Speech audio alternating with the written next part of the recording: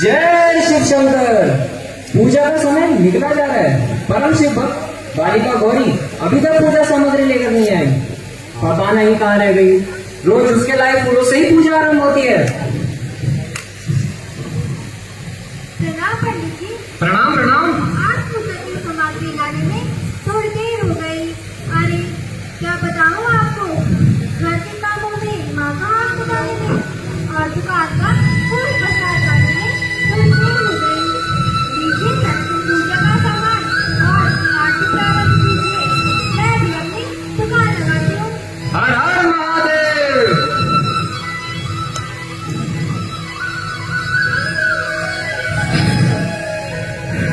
अरे बस सामने मंदिर आने ही वाला है, थोड़ा सा और। अरे वो देखो, शिव का धाम केदारनाथ। जय बाबा केदार। मंदिर का दर्शन करने की सारी थकान गायब हो गई। मानो साल पृथ्वी पर आ गया हो। अरे मंदिर के लिए फूल प्रसाद भी तो चाहिए।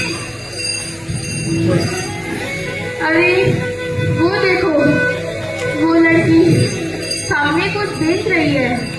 चलो उससे जाके पता करते हैं। आओ, मंदिर के लिए पूजा की थाली प्रसाद वो ले लो। आओ आइए आइए। जय बाबा केदार जी। जय बाबा केदार जी। बताइए प्रसाद फूल पूजा के लिए क्या क्या रखूं? क्या क्या है पूजा सामग्री में? नारियल, रोली, चावल, प्रसाद और क्या है हमारे उत्तराखंड का यह भगवान विष्णु के उत्पन्न हुआ है और बाबा केदारनाथ को आ जाएगा अंदर। हाँ आगे तो ठीक है उसके आगे तो बढ़िया है। अरे पूजा की थाली तो चाहिए ही और ब्रह्म कमल तो जरूर देना।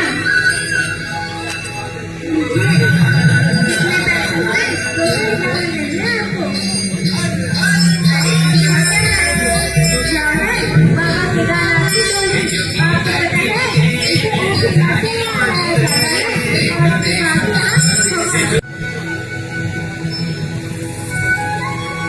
अरे गौरी, अरे ओ गौरी, हाँ भैया। यह दुकान का सामान है। मैं भी जल्दी से बाबा के दर्शन कराता हूँ। जय बाबा केदार की। जय बाबा केदार जी।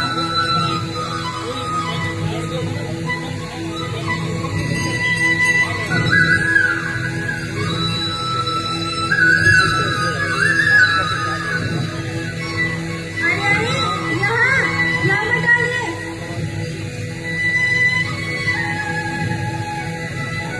अरे गौरी, क्या हुआ? देखो ना भैया, इन लोगों को कितना भी समझा लो पर ये नहीं सुनेंगे। बच्चों, ओ बच्चों, चाचा जी प्रणाम। अरे प्रणाम प्रणाम। जल्दी से घर जाओ, स्कूल का समय हो रहा है। दुकान अब मैं संभालता हूँ। जी चाचा जी।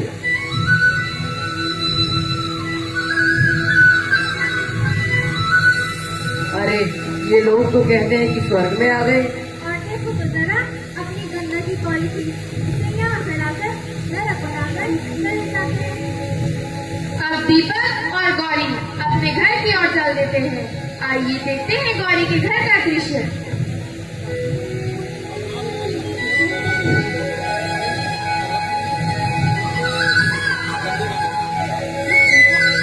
आज घास लाने में बहुत देर हो गई।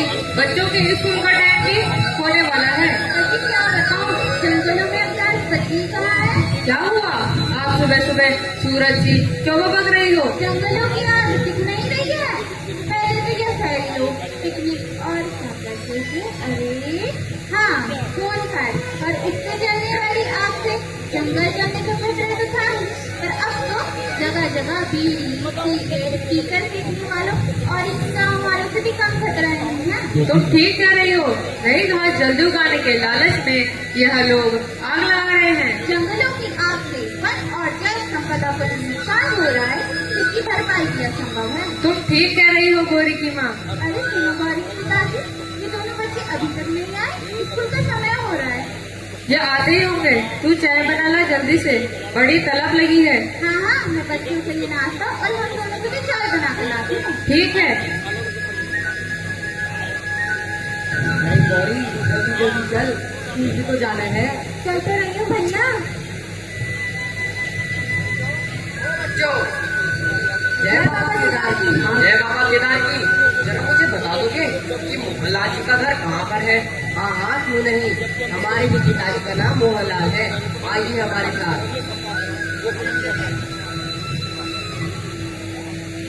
पिताजी प्रणाम। प्रणाम। आ जाने में बहुत देर हो गई, चलो जल्दी से नाश्ता करो और स्कूल जाओ। जी पिताजी। पिताजी, ये अंकल आपके बारे में पूछ रहे थे। नमस्कार। नमस्कार। अरे गौरी की माँ, जरा कुर्सी तो लाना। हाँ हाँ लाती हूँ।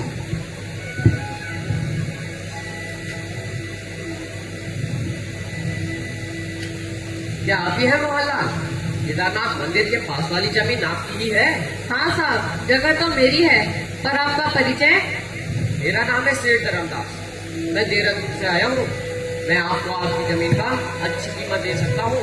पर सेठ जी, आप उस जमीन का क्या करेंगे? उस जमीन पर तो चीड़, देवदार, बुरांस के वृक्षों का जंगल खड़ा है।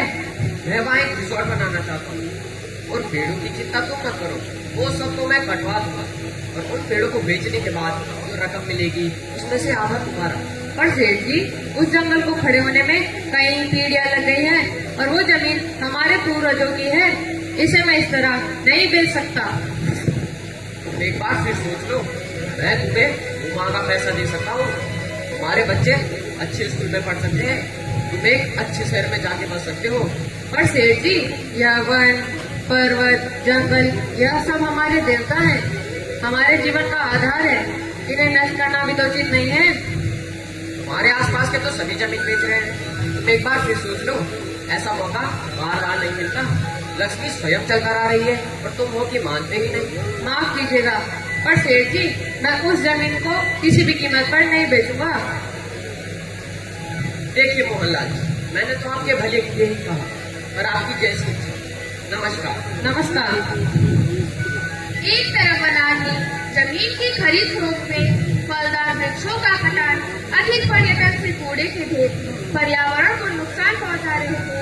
वहीं दूसरी तरफ पानी के बहाव को रोककर बड़े बड़े डैम विस्थापन से कई गांव प्रभावित हुए। सुनो सुनो सुनो, सभी क्षेत्रवासियों को सूचित किया जाता है कि आने वाले 5 दिनों में टिहरी डैम का दूसरा टनल भी बंद होने वाला है। सभी गांवों को खाली करने तथा लोगों को सुरक्षित स्थानों पर जाने का सुझाव दिया जाता है। अधिक जानकारी के लिए अपने क्षेत्र के ग्राम विकास अधिकारी या तहसील में संपर्क करें। अरे कैसी मती मारी गई इनकी। अब इस उम्र में हम अपना गांव, घर बार और रोजगार छोड़कर कहाँ जाएं? दूसरी जगह पर जाना और वहाँ बसना इतना आसान है क्या? अरे बूढ़ा जी नमस्कार। नमस्कार नमस्कार। अरे बूढ़ा जी, मैंने आपको कितनी बार समझाया है कि आपका गांव समेत 23 गांव पानी भरने से डूबने वाले हैं। ये आखिरी चेतावनी थी। पर बेटा, अब हम और हम जैसे हजारों लोगों का क्या होगा? पता नहीं इस डैम से क्या मिलने वाला है। यहाँ तो विनाश का समान जोड़ नहीं है। अरे बूढ़ा जी, इस डैम के बनने से बहुत फायदा होगा। इससे 620 करोड़ यूनिट बिजली प्रतिवर्ष का उत्पादन होगा, जिससे कि उत्तर प्रदेश, हिमाचल प्रदेश और दिल्ली जैसे राज्यों को फायदा होगा। मतलब दूसरे राज्यों का लाभ और अपने राज्य को बलि का बकरा बना दें। अरे बूढ़ा जी, इससे हमारे राज्य उत्तराखंड को भी तो फायदा होगा। इससे 102 करोड़ लीटर पेयजल प्रतिदिन, 2,70,000 हेक्टेयर भूमि के लिए सिंचाई का जल और बिजली बेचने से जो सरकार को लाभ होगा वो भी तो हमारे राज्य के विकास में काम आएगा। पर बेटा, 23 गांव पूर्ण रूप से और 72 गांव आंशिक रूप से डूब जाएंगे। 5200 हेक्टेयर कृषि भूमि जलमग्न हो जाएगी। किसानों का नुकसान होगा, उसका क्या? अरे बूढ़ा जी, आप बड़े बड़े लाभों के लिए छोटी छोटी चीजों को तो नजरअंदाज करना ही होगा ना। क्या क्या नजरअंदाज करें? अपनी सांस्कृतिक विरासत, गंगा का अविरल बहना, अपनी पहचान, पैतृक भूमि जहाँ हम पले बड़े हैं, या जंगल, मंदिर, देवी देवता, क्या क्या नजरअंदाज करें? 200 साल पुराना टिहरी जलमग्न हो जाएगा। अरे पर सरकार आपको विस्थापित भी तो कर रही है पर और उचित मुआवजा भी दे रही है। पर जो छोटे रोजगार वाले दैनिक मजदूरी वाले हैं और हम जैसे बुजुर्गों का क्या होगा? क्या तुमने अपना घर कभी खोया है? नहीं। तो विस्थापन की समस्या को तुम नहीं समझ पाओगे। अच्छा बूढ़ा जी, मैं चलता हूँ। विकास विकास विकास विकास की यहाँ अंधी दौड़ जाने कहाँ रुकेगी। ये विकास है अविनाश की ओर मानव का अगला कदम। हे भोलेनाथ, इन विकास के हम भक्तों को सद्बुद्धि दे। गंगा की अविरत धारा रुकना शुभ संकेत नहीं है, शुभ संकेत नहीं है। प्रकृति से छेड़छाड़ विज्ञान द्वारा तय किए गए मानकों के अनुसार विकास कार्य न करना सतत विकास के लक्ष्य प्राप्ति में बड़े बाधक सिद्ध हुए। इसके दुष्परिणाम मानव को भविष्य में देखने को मिले। अरे सुनो गौरी के पिताजी, बच्चे कहाँ हैं? वो तो मंदिर गए हैं। पता नहीं क्यों आज मेरा मन बहुत घबरा रहा है। अजीब सी बेचैनी हो रही है, मानो कुछ अनिष्ट होने को है। व्यर्थी चिंता करती हो गौरी की माँ, भोलेनाथ सब ठीक करेंगे।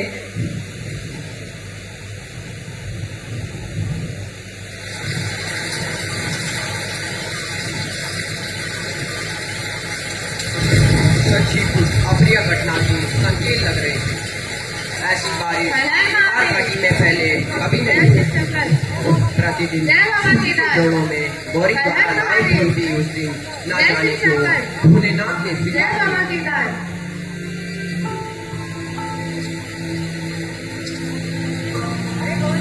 लगातार भारी बारिश से छोटी बड़ी सभी चीजें पानी भर गया। ग्लेशियर भी बचने लगे।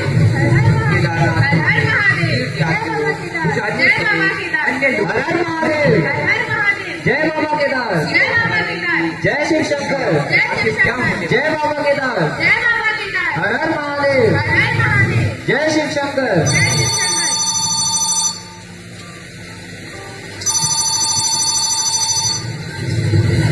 हेलो हेलो, आवाज आ रही है?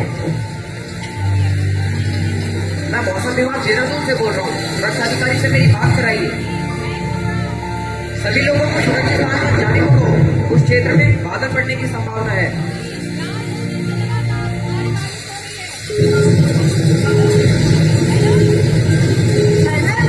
हर हर महादेव।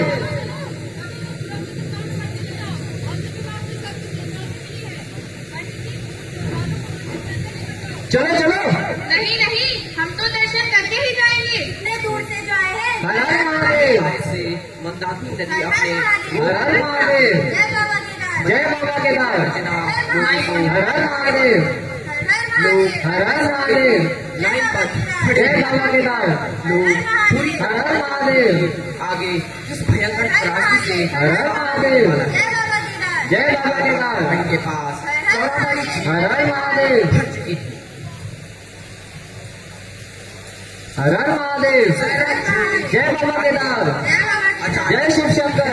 घटना के बीच चौराबाड़ी ताल का एक कोना तेज जोरदार आवाज से काट उठा और मानो केदारनाथ ने भयंकर हर हर महादेव, जय शिव शंकर, जय बाबा केदार। का सारा पानी मलबा पत्थर गौरी, बड़ी चट्टानों के गौरी, तेज गति से बहता हुआ केदारनाथ बस्ती को तहस नहस करता हुआ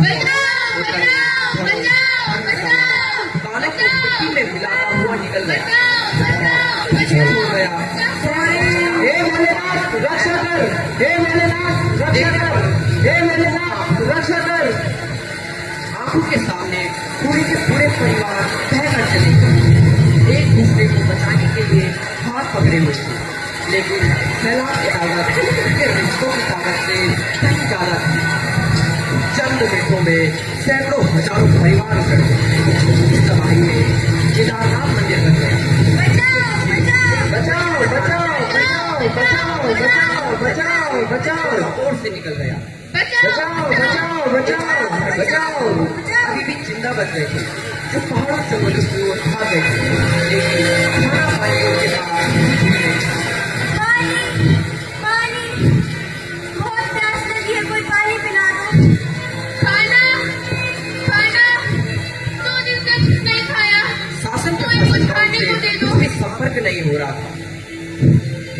फोन कनेक्टिविटी सब खत्म हो गई थी। जैसे ही मौसम साफ हुआ, सेना ने बचाव कार्य के लिए सूर्य होप ऑपरेशन चलाया।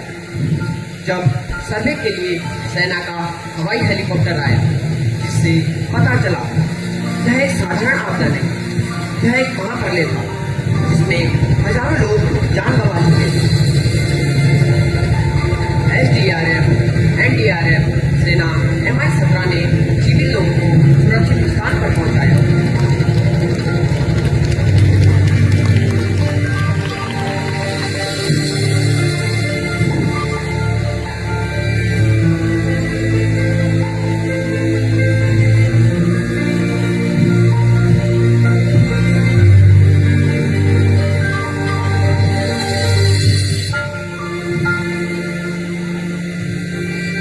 गौरी गौरी गौरी भैया शुक्र है गौरी, भोलेनाथ की कृपा से तू ठीक है। अब पूरे देश में भयानक तबाही की चर्चा होने लगी थी। आपदा प्रबंधन में लोग अपने अपने सुझाव दे रहे थे।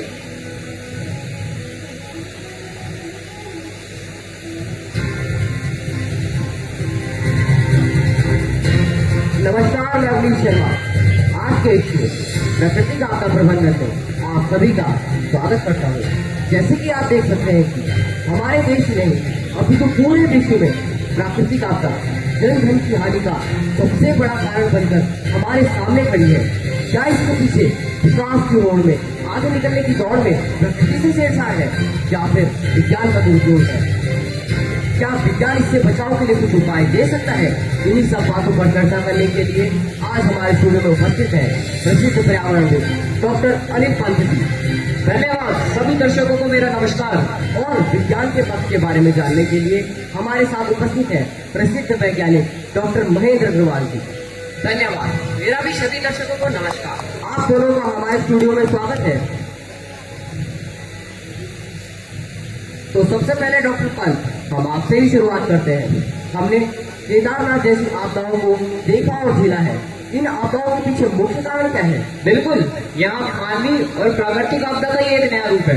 वास्तव में स्वार्थ में अंधा व्यक्ति, प्राकृतिक संसाधनों का अत्यधिक उपयोग, प्रकृति के साथ छेड़छाड़, यहाँ सब उसी का कारण है। और जनसंख्या वृद्धि के कारण नए नए शहरों को बसाने के लिए वनों और कृषि भूमि को नुकसान पहुंचाना, स्वार्थवश जंगलों को आग लगाना, आज नए नए उद्योग लगाए जा रहे हैं। और यहाँ रासायनिक अपशिष्ट, जल और वायु प्रदूषण का ही बड़ा कारण है। डॉक्टर पंत, भारत जैसे विकासशील देश में विकास के नए दौर में क्या विज्ञान का अधिकाधिक उपयोग भी आपदा का कारण बन सकता है? हाँ बिल्कुल, विज्ञान भी इसके पीछे एक बड़ा कारण है। नए नए निर्माण के बड़े बड़े संयंत्र, परमाणु अस्त्रों का निर्माण, बड़े बड़े बांध, घर घर उपयोग होने वाले AC आदि इलेक्ट्रॉनिक सामान, यहाँ सब विज्ञान की ही देन है। और यहाँ सब पर्यावरण के लिए खतरा है। मानवीय आपदा विशेषकर मानव के कारण है। डॉक्टर अग्रवाल, इस विषय में आप क्या कहना चाहेंगे? देखिए अवनीश जी, मुझे लगता है मानवीय आपदाओं के पीछे विज्ञान को दोषी ठहराना सही नहीं है। आप यहाँ कैसे कह सकते हैं? देखिए डॉक्टर पंत, विज्ञान को आविष्कार प्रदान करने वाली शक्ति या विचार है। यह भी एक ज्ञान की शाखा है जो प्रयोग के आधार पर सत्य को प्रतिस्थापित करती है। आज विज्ञान ने मानव जीवन को बहुत ही सुधारी बनाया है। विज्ञान के बिना तो मानव जीवन की कल्पना भी असंभव है। आज आप और मैं जो स्टूडियो में बैठकर चर्चा कर रहे हैं, इसे कई लाखों लोग दर्शन के माध्यम से देख सुन पा रहे हैं। यह भी तो विज्ञान से ही संभव हुआ है। कम से कम समय में अधिक दूरी तय करना, अपने विचारों का संप्रेषण मोबाइल के माध्यम से करना, इंटरनेट द्वारा जानकारी जुटाना, मनोरंजन आदि, यह भी तो विज्ञान से ही संभव हुआ है। परमाणु अस्त्र और आतंकवादियों के पास पाए जाने वाले अत्याधुनिक अस्त्र, यहाँ भी तो विज्ञान की देन है। इसके बारे में क्या कहेंगे? आप ठीक कह रहे हैं, यह सब विज्ञान की ही देन है। अत्याधुनिक अस्त्र, परंतु इसके विनाश के पीछे विज्ञान नहीं, मानव की सोच वास्तविक कारण है। अस्त्र अगर सिपाही के हाथ में हो तो रक्षक, और गलत हाथ में हो तो भक्षक। यह तो उपयोग करने वाले की बुद्धि पर निर्भर करता है, इससे विकास हो या विनाश। परमाणु संयंत्रों, बांधों से उत्पन्न होने वाली बिजली से कई बड़े बड़े उद्योगों को चलाया जाता है। अगर बिजली ना हो तो हमारे आलीशान घर में पानी और प्रकाश भी असंभव हो जाए। डॉक्टर अग्रवाल, विकास के साथ साथ विस्थापन जैसी चुनौतियां और निरंतर होने वाली आपदाओं के न्यूनीकरण के लिए तथा सतत विकास, इन दोनों में समन्वय स्थापित करने के लिए विज्ञान की क्या भूमिका हो सकती है? भारत एक विकासशील देश है और अभी हमें कई नए लक्ष्यों को प्राप्त करना है। साथ ही साथ आपदाओं के न्यूनीकरण से बचाव, यह भी हमारे लिए बहुत जरूरी है। जैसे early warning system. Early warning system ये क्या है? यह एक अत्याधुनिक तकनीक पर आधारित सेंसर सिस्टम है। IoT means internet of things based. इसे हम उच्च पहाड़ी क्षेत्रों या भूकंप जोनों में लगा सकते हैं। ये जमीनी हलचल, ग्लेशियरों की स्थिति, वर्षा की तीव्रता और मौसम का पूर्व अनुमान लगाकर आपदाओं की सूचना हमें रियल टाइम में देता है, जिससे समय रहते बचाव के उपाय किए जा सकते हैं। आसपास के लोगों को SMS द्वारा जानकारी प्रेषित की जा सकती है। जैसे केदारनाथ में आपदा की चेतावनी को अगर नजरअंदाज न किया जाता तो उसके प्रभाव को भी कम किया जा सकता था। केदारनाथ की आपदा का एक मुख्य कारण लोगों की स्वार्थी मानसिकता भी है। लोगों ने हिमनद से आने वाले मार्ग को काटकर बड़े बड़े होटल, धर्मशाला बना दी थी। रामबाड़ा तो पूरा हिमनद क्षेत्र में ही बसा था और श्रद्धालुओं की अनियंत्रित संख्या ने आपदा के प्रभाव को और बढ़ा दिया। वनाग्नि भी एक प्रमुख आपदा है। डॉक्टर पंत, इसका कारण तथा निवारण कैसे किया जा सकता है? देखिए, मैं उत्तराखंड से हूँ और उत्तराखंड में वनाग्नि एक प्रमुख आपदा है। उत्तराखंड में 70% वन क्षेत्र है। यहाँ की भौगोलिक सुंदरता का आकर्षण अनायासी पर्यटकों को अपनी ओर आकर्षित करती है। यहाँ आने वाले पर्यटकों द्वारा बोनफायर और धूम्रपान के बाद छोड़ दी गई अग्नि की एक छोटी सी चिंगारी भी बहुत बड़ी वनाग्नि का कारण बनती है। और आकाशीय बिजली का गिरना, वृक्षों का आपस में टकराना यहाँ भी इसका कारण है। यहाँ ज्यादातर चीड़, देवदार और शाल के पेड़ होते हैं जो जल्दी आग पकड़ लेते हैं। देखिए, मैं आपके चैनल के माध्यम से लोगों को यहाँ संदेश देना चाहूंगा कि आप उत्तराखंड आइए, देवभूमि में आपका स्वागत है, पर इसे साफ, स्वच्छ और आपदा रहित बनाने में भी सहयोग दें। वनाग्नि से बचाव के लिए डॉक्टर अग्रवाल, विज्ञान कैसे सहायक हो सकता है? बिल्कुल अविनाश जी, वनाग्नि संभावित क्षेत्रों में थर्मल इमेजिंग केंद्र जो फॉरेस्ट ऑफिस से कनेक्ट होने के द्वारा अग्नि के स्रोत और स्थान का पता चल सकता है। वनाग्नि प्रभावित क्षेत्रों में बल प्रहरी और मानव रहित ड्रोनों के माध्यम से अग्निशमनों का छिड़काव और फायर भी किया जा सकता है, जिससे वनाग्नि को बढ़ने से रोका जा सकता है और उसके प्रभाव को भी कम किया जा सकता है। डॉक्टर अग्रवाल, आजकल शहरों में बड़ी बड़ी बहुमंजिला इमारतों का निर्माण हो रहा है। इन्हें भूकंप रोधी बनाने में विज्ञान की क्या भूमिका हो सकती है? बिल्कुल अविनाश जी, जापान जहाँ अत्याधिक भूकंप आता है, वहाँ वैज्ञानिकों और इंजीनियरों के सामूहिक प्रयास से बेस आइसोलेशन और टेम्पर सिस्टम का प्रयोग करके बहुमंजिला इमारतों का निर्माण किया जा रहा है। इस सिस्टम से बहुमंजिला इमारतों को बहुत ही लचीले रूप से अलग कर दिया जाता है, ताकि भूकंप के समय इसकी नींव पर आने वाले झटकों को कम किया जा सके। और टेम्पर सिस्टम झटकों को अवशोषित कर इसकी संरचना को भी सुरक्षित बनाए रखती है। इसका प्रयोग हम भी अपने इमारतों के निर्माण में कर सकते हैं। साथ ही साथ निर्माण सामग्री में स्टील बीम, सीमेंट ब्लॉक और लकड़ी भी इमारतों को भूकंप रोधी बनाने में सहायक सिद्ध हो सकता है। डॉक्टर अग्रवाल, आजकल हर क्षेत्र में AI तकनीक का बोलबाला है। क्या AI तकनीक आपदा प्रबंधन में भी सहायक है? हाँ बिल्कुल, AI और मशीन लर्निंग तो इसमें बहुत सहायक है। इससे वैज्ञानिक मौसम डेटा का विश्लेषण कर सकते हैं, जिससे आपदाओं की संभावना का अनुमान लगाना भी संभव हो जाता है, जिससे समय रहते बचाव के उपाय किए जा सकते हैं। वास्तव में यदि मानव अपनी सोच, स्वार्थ का परित्याग कर परोपकार और प्रकृति संरक्षण की दिशा में कार्य करें तो विज्ञान भी इसके लिए बहुत सहायक सिद्ध हो सकता है। आप दोनों का बहुत बहुत धन्यवाद। धन्यवाद। तो आज के इस शो के माध्यम से हमने जाना कि फूलों ने जाके मिट्टी से पूछा,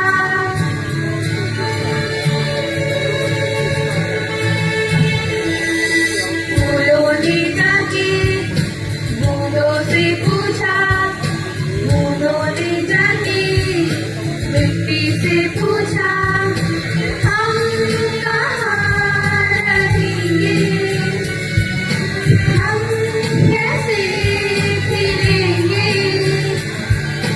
हम कहाँ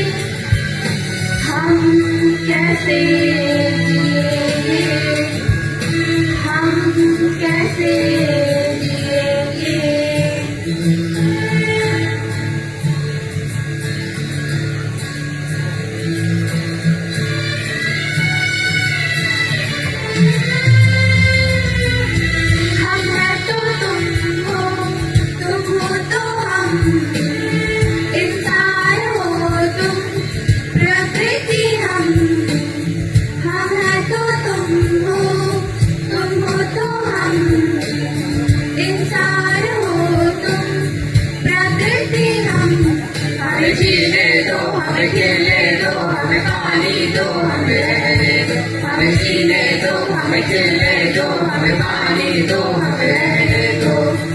दुनिया हमारी रंगों से भर दो, खुशियाँ हमारी हरियाली कर दो। हम यहीं रहेंगे, हम यहीं खिलेंगे, हम यहीं रहेंगे, हम यहीं खिलेंगे,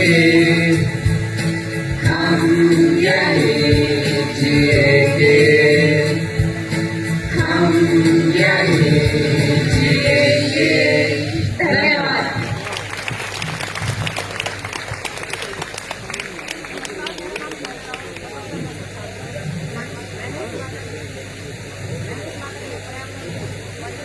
की भूमिका निभाई है। नमस्कार, मेरा नाम है दिमा, मैं कक्षा 10 की छात्रा। मैंने गौरी की भूमिका निभाई है। नमस्कार, मेरा नाम खुशबू, मैं कक्षा 10 की छात्रा। मैंने सूत्रधार और श्रद्धालु की भूमिका निभाई है। नमस्कार, मैं अंशुमन शर्मा, मैं कक्षा 10 का छात्र। मैंने इस नाटक में अधिकारी, दीपक और टीवी एंकर की भूमिका निभाई है। नमस्कार, मेरा नाम सौर्य नेगी, मैं कक्षा 10 का छात्र। मैं दीपक का पिता, सुरक्षा अधिकारी और फौजी की भूमिका में। नमस्कार, मेरा नाम काव्या शर्मा, मैं कक्षा 10 की छात्रा। मैंने शिवजी और श्रद्धालु की भूमिका निभाई है। नमस्कार, मेरा नाम नेहा भारद्वाज, मैं कक्षा 10 की छात्रा। मैंने गौरी की माँ की भूमिका निभाई है। नमस्कार, मेरा नाम श्रुति चकवाल, मैं कक्षा